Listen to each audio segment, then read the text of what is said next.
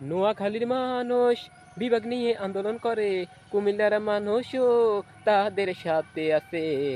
এইটা দেখে আমাদের ডাক্তার ইউনূস সাহেব বলে, আমি কি নোয়াখালীর নাকি কুমিল্লার, আমি তো কিছুই বুঝি না রে, বুঝি না, আমি তো কিছুই বুঝি না, আমি কি নোয়াখালীর নাকি কুমিল্লার, আমি তো কিছুই বুঝি না, আমি কি বাংলাদেশের তত্ত্বাবধায়ক সরকার নাকি আমেরিকার পাঁচাটা চামচে, আমি তো কিছু বুঝি না।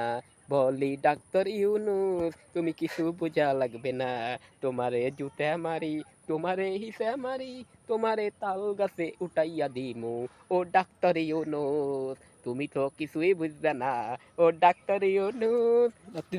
ও আসেনি গো, লোয়া ভাঙা, টিন ভাঙা, বই ভাঙা থাকলে বিক্রি করতে পারেন।